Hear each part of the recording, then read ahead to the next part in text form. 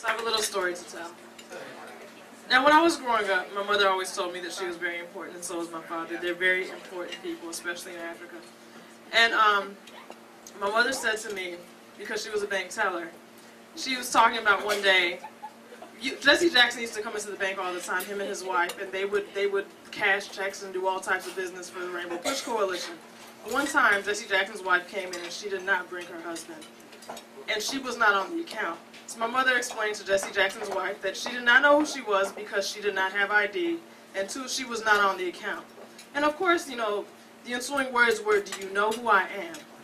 And then my mother said, "You have no ID, so I have no idea who you are. So it makes no difference to me that you showed up with Jesse Jackson last week. This week, you need ID or whatever. So you need to handle that. You need to go ask your husband, ask your parents, get a birth certificate, do something. But I don't know who you are, and you're not on the account. So next time you come up in here, not only do you need to bring ID, you need to bring Jesse because he needs to put you on this here account."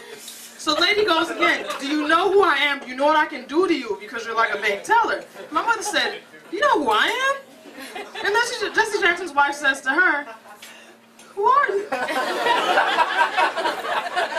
So my mother then explains to this woman that I am Dr. K's wife. And she's like, "Well, who's Dr. K?" My mother said, "He brought me to America. He has a PhD. He puts food on the table. He's the father of all of my kids, all 4 of them. And he does not appreciate people talking to his wife like that. Because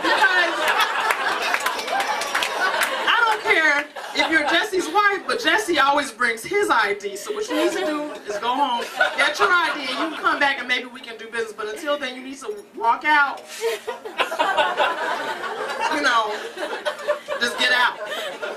Because I will call security on you. Because I don't know you like that. I don't know you or your husband like that. Because your husband needs ID. My dad, he don't need no ID. She's known him for a long time. So anyway, so a couple of years later, I'm working at a coffee shop. I actually used to be a decorator for their cakes, but I talk a lot, so they moved me to the coffee shop. They thought that my talents were best suited for that coffee talking environment, and I was like, yeah, I do agree. So this woman comes in and she says to me she wants to write a check. Now it's a little black coffee shop on the south side of Chicago, and we don't take checks. We do take food stamps, however, but that's a whole other issue. We don't take checks, we do take food stamps, and we only take cash. And sometimes we take credit depending on whose it is. And you gotta show 2 forms of ID, but that's a whole other issue. That was just our policy. So I'm sitting over there, and this woman comes in and she says, "I want to write a check." And I'm like, "Okay, you can't write a check because we don't take checks." And she was like, "Well, Paul, who's the owner, he lets me write checks here all the time."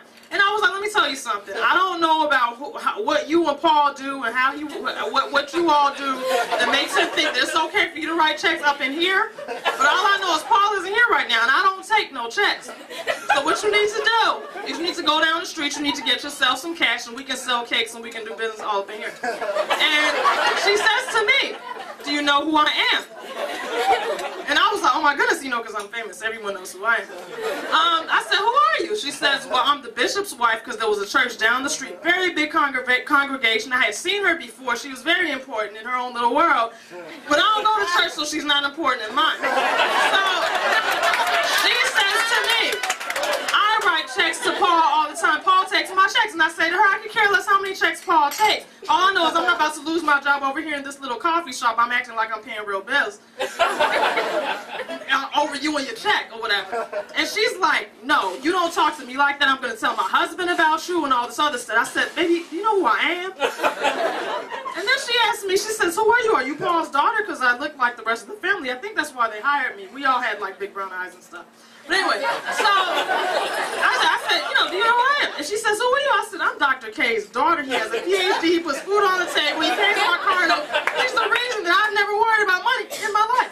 So I would not disappoint him by losing this here job at the coffee shop, working in the cash register over here, selling donuts and stuff, over you. So what you need to do is you need to go ask your husband if he can give you some cash, because I'm not selling no cakes to somebody who wants to write a check, because I don't know who your man is, but let me tell you who my dad is. My dad doesn't like people who write checks. My daddy pays cash. So maybe I wasn't famous, but goddammit, I felt like it, all right?